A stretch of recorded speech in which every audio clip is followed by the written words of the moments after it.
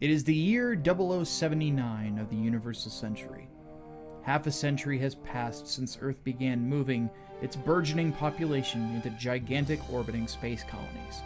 A new home for mankind, where people are born and raised and die. 9 months ago, the cluster of colonies furthest from the Earth, called Side 3, proclaimed itself the Principality of Zeon and launched a war of independence against the Earth Federation.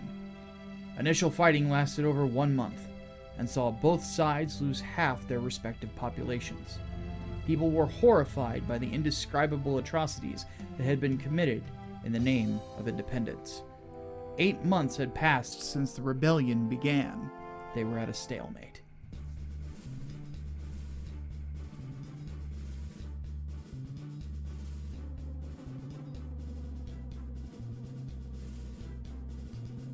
There is no doubt in my mind that the single most important story within the entire franchise of Mobile Suit Gundam is the 1 Year War.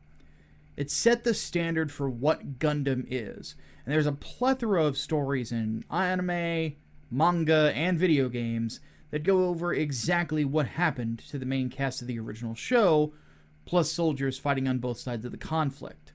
So, over the next few weeks, we'll be discussing each of the main anime that takes place during the 1 Year War. This week, we're going over 0080, War in the Pocket.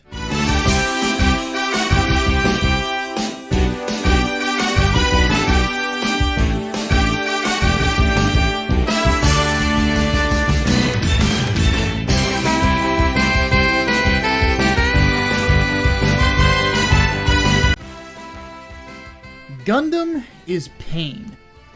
Those are the 3 words that echo in my head anytime I think of 0080 War in the Pocket.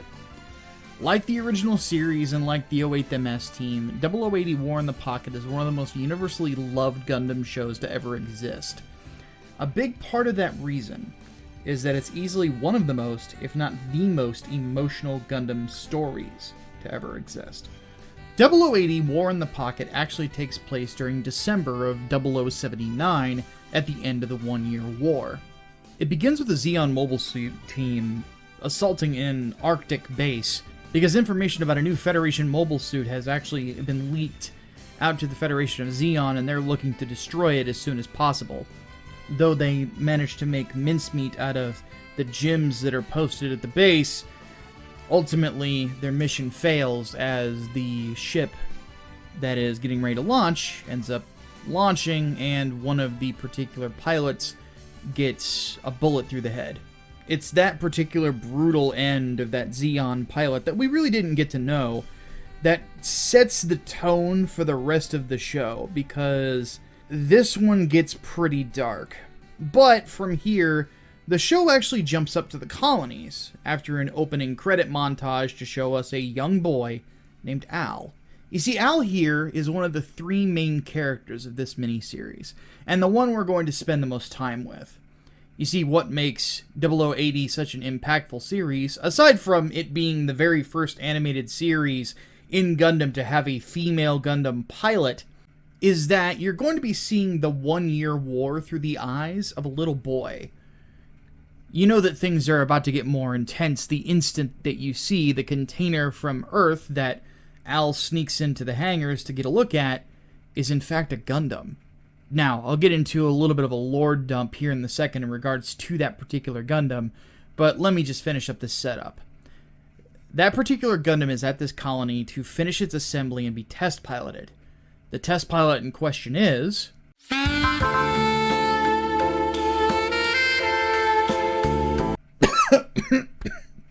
Fuck.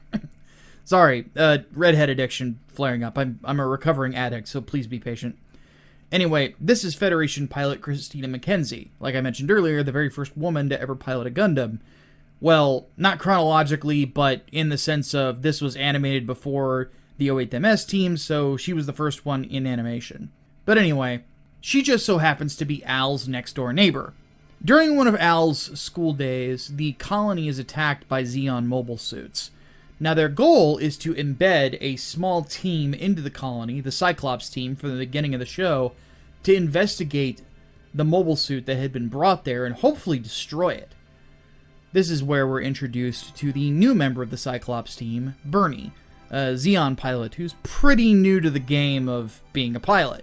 Okay, before we start getting into the plot, let me actually give a little bit more background to the significance of what's going on here. Now, I'll go into even more detail during the deep dive of the original series, but this is just a little bit of a taste of the significance of this particular Gundam because of the simple fact that, well, Gundams have been doing quite a bit of damage to Zeon up to this point. And it gives you an idea of why they're so desperate to destroy it. See, around this time in the One-Year War, if Thunderbolt were canon, oddly enough, it would be going on almost simultaneously as this particular show. The Gundam that is being developed and finished at this colony is called the Gundam RX-78NT-1. It's more famously known as the Gundam Alex. This was the very first mobile suit made by the Federation that was specifically built to be piloted by a new type. Even more specifically, this was supposed to be the mobile suit that Amuro Ray would be piloting when he went into the Battle of Abawaku. Now you can understand why Zeon is so scared of the damn thing.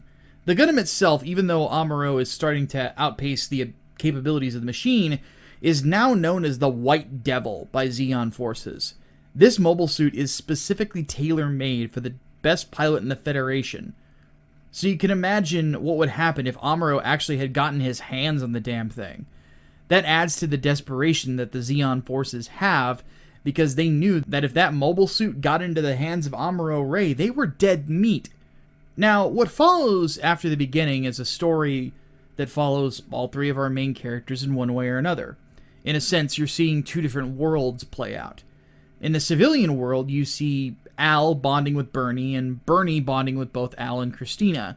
There's a lot of really wholesome moments that take place during the course of the story that really would uplift your spirits if they didn't fill you with absolute dread. That absolute dread comes from the military side of things, the reality of the situation. The fact of the matter is that it seems like Zeon and their Cyclops team were basically sent into the colony to destroy this Gundam, but it is more than likely just a suicide mission. They have to infiltrate a Federation base that's going to be heavily guarded, considering what's being developed. Not to mention the simple fact that the Federation, if they're developing a mobile suit, will have their own mobile suits on hand to protect it, given how important it is. So basically, they have to go through all that, and then destroy an even stronger version of the strongest mobile suit that the Federation has. To say that it's a long shot is an understatement. It gets even more complicated when Zeon is shown to be willing to nuke the colony to prevent that mobile suit from ever leaving it. What's interesting about all this is up until the very end, Al as a character is able to keep his innocence. This is all there to string you along so that Gundam can do Gundam things and completely tear your damn heart out. And I'll speak more on specifics as we go along, because I want to get into the more technical stuff of this. The series was directed by Fumiko Takayama, who, prior to this, directed part of the original Macross, and then would go on to work on Bubblegum Crisis and Super Dimension Century Orgus. The key mind behind the story is Hiroyuki Yamaga. Now, if the name sounds familiar, it's because he's one of the founders of Gainax. He also wrote the equally emotional mecha series Gunbuster, which, if you have not watched yet, you need to fix that. It's awesome. Someday I'll review it, but just go off my recommendation for now.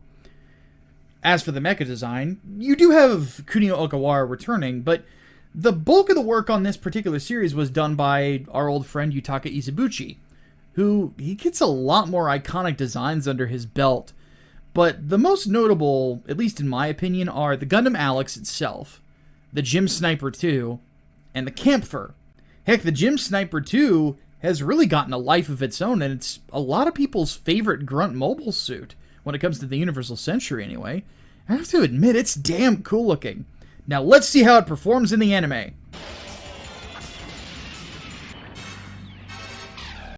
Oh. Moving on. I find it so weird, because Izubuchi really isn't as celebrated as some other mecha designers out there.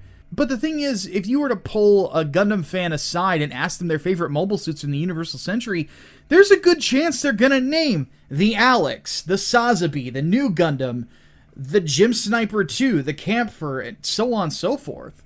So, goodness knows, I mean, I've built a few of the model kits based on his ideas. I'm still staring at my Sazabi Verka box in absolute horror of how difficult it's going to be to build this damn thing. Anywho, another thing worth mentioning is actually the voice acting in this. Now, I can't really say a whole lot about the Japanese side of things because I have actually never watched 0080 in Japanese. There's no real reason to, just because, honestly, the voice acting from the English side is pretty freaking solid. I'm not going to go through the entire cast because, honestly, it would take me freaking forever.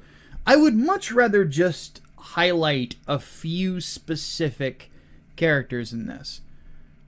Of course, you have Wendy Lee, who is one of the most celebrated and experienced voice actresses ever, doing the voice of Christina McKenzie, which, again, historically speaking, for Mecca is huge. Then you have Brianne Siddall, or as she's credited, I believe in this one, as Brianne Bosey, or was credited as Ian Hawke, I don't really remember, but it's a woman who voiced Al, and she's also super experienced. I mean, she did voice work for Outlaw Star, did voice work for Trigun, did voice work for Serial Experiments Lane, Armitage, the whole nine. So, again, super, super experienced, right? Well, the most notable voice actor in all of this is the voice actor for Bernie Wiseman. Well, now you might be asking yourself, Micah, what's so notable about him? It's because, well, this particular voice actor is sort of related to the mecha genre as a whole, but not in the way you'd think.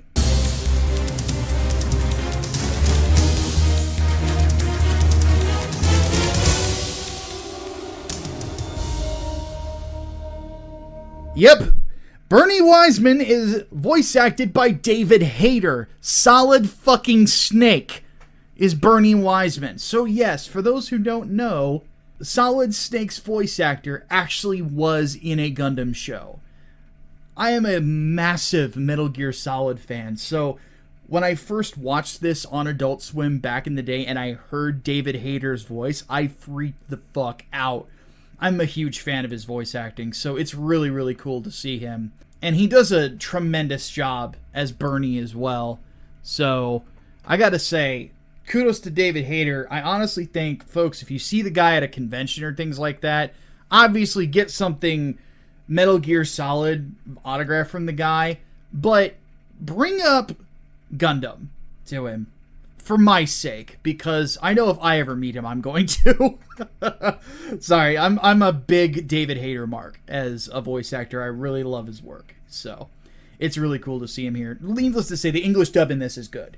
In fact, I would say it's probably one of the better English dubs for Gundam. And by the way, Gundam English dubs are normally above average, so that should say something if this is a really good one. Okay. I've been glowing too much. I need to get back to the depression. Mostly because it goes without saying that all the technical aspects of this series are just as on point as a Gundam show should be. What's even better about it is just how well the show is paced. It's only 6 episodes long, but it does a really good job of being very impactful and very tense, so that each episode is incredibly memorable. I should mention that this is one of the most brutal Gundam OVAs you're going to see as well, to the point where it might catch a few people off guard. Especially in one point of the hangar battle as an example of the brutality, where a guy gets half his face blown off by a shotgun. Nobody dies well in this series. Nobody. Beneath the surface of Al's childlike naivete, there is a dirty, bloody world that he is getting introduced to piece by piece. What's worse is when it all comes to a head, and essentially how he thought war really was gets turned into the most horrifying thing he could imagine.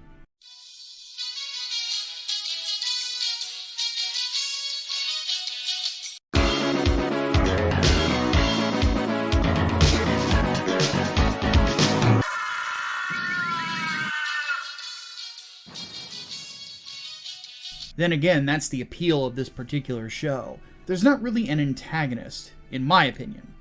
There's a concept that is the real bad guy here, and that's the concept of war. You're gonna feel from the outset that if there was no war, if this didn't come to this damn colony, then things would be very, very different. Then again, like I mentioned earlier, that's what makes the show so impactful. Okay, I've danced around the spoilers to this show a little bit too much, and I'm starting to get into conceptual discussion and things of that nature, and for me to really go further with it, I need to get into the spoiler section here. So let's just get to spoiler time.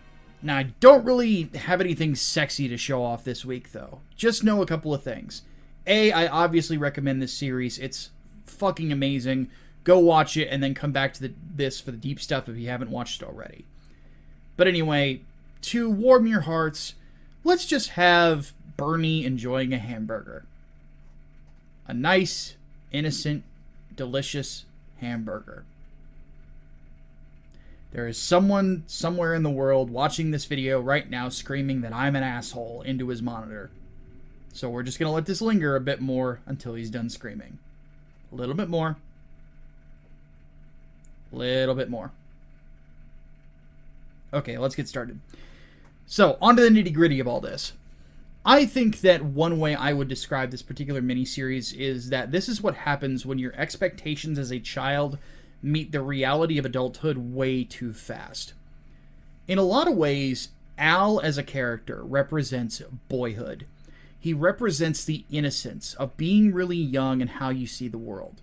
Now, for any of us guys, and some of you girls out there also, when we were kids, we would play at war. We would shoot at each other with finger guns or Nerf guns or what have you.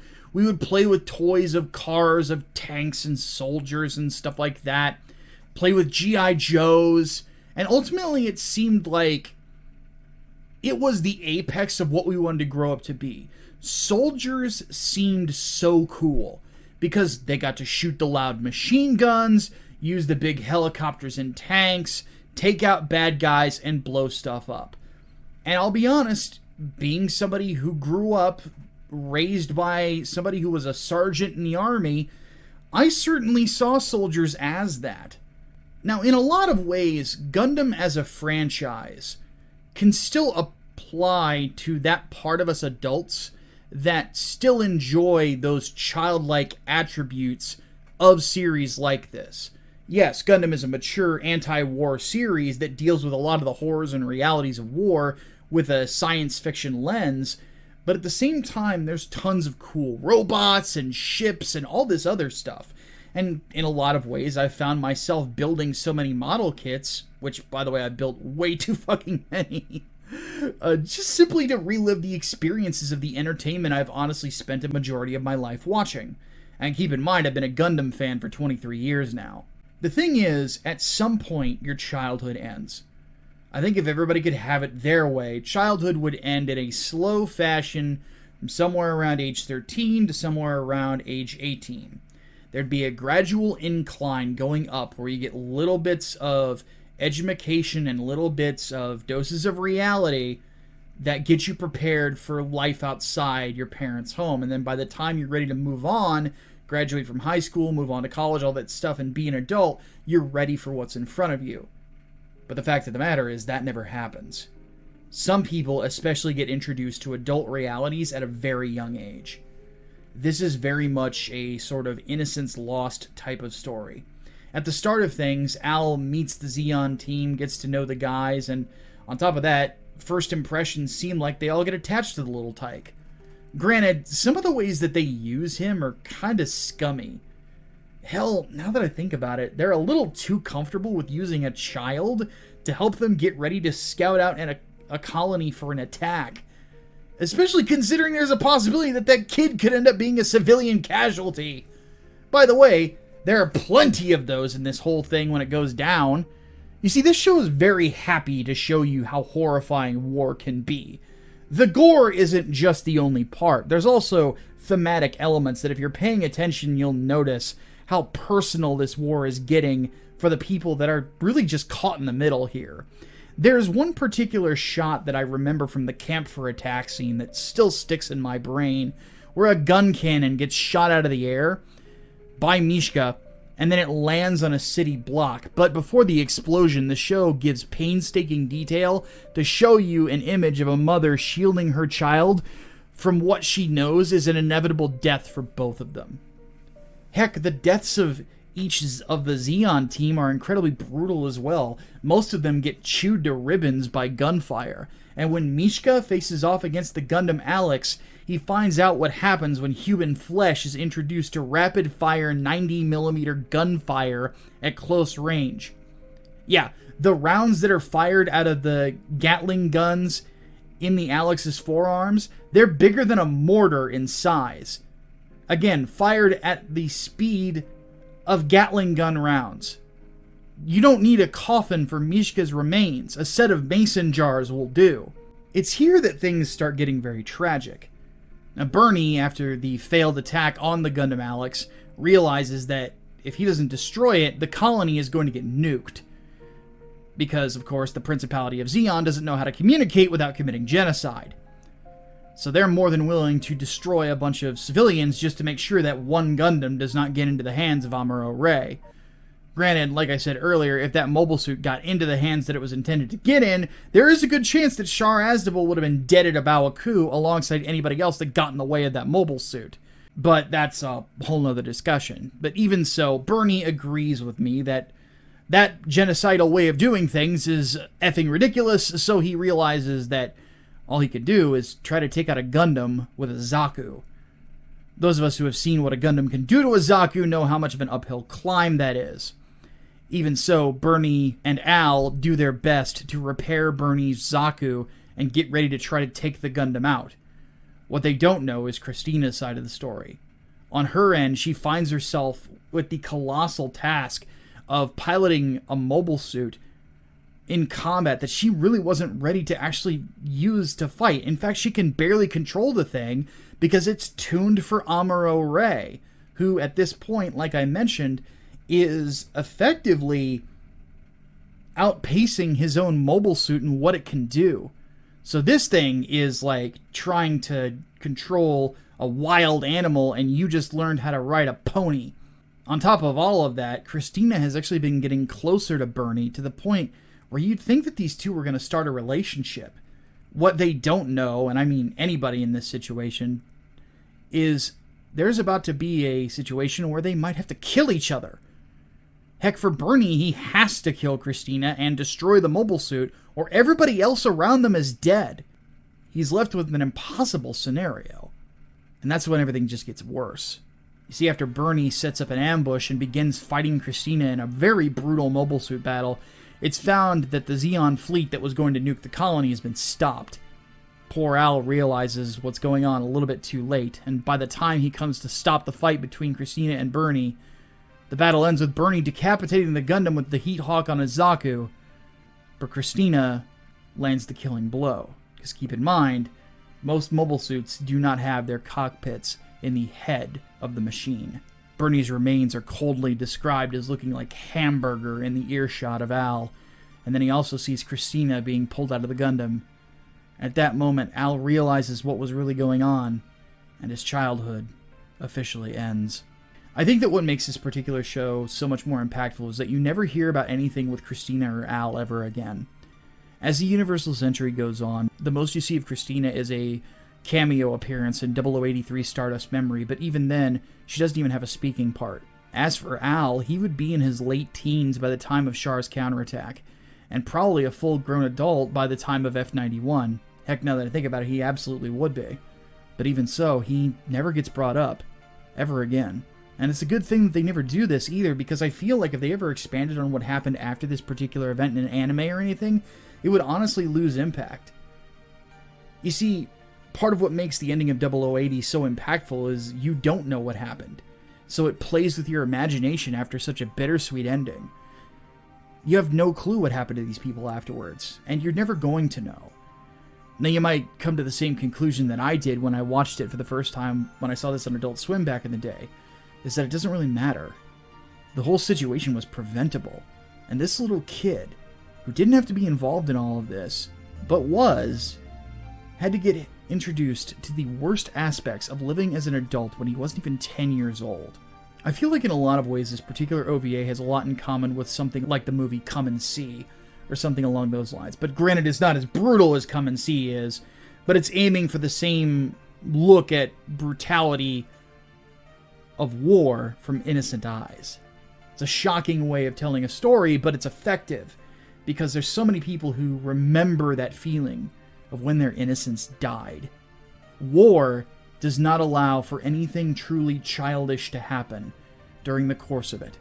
The most you get is childish antics as coping mechanisms for the reality of blood and gore that surrounds our soldiers. In a lot of ways, if someone were to say to me that this is the best Gundam OVA of all time, I'd honestly have a hard time arguing against it. Even while I sit here and wrote this particular script, I got that twisted feeling in the pit of my stomach that I got when I first watched this, and that's the power of art. In fact, I'm going to go on a little mini rant here. Oftentimes people preach at me saying that inevitably my own writing is going to come across as political, using this sort of a statement to mask how honestly crappy modern writing is, particularly because of its constant obsession with the current political zeitgeist and a certain guy that is orange.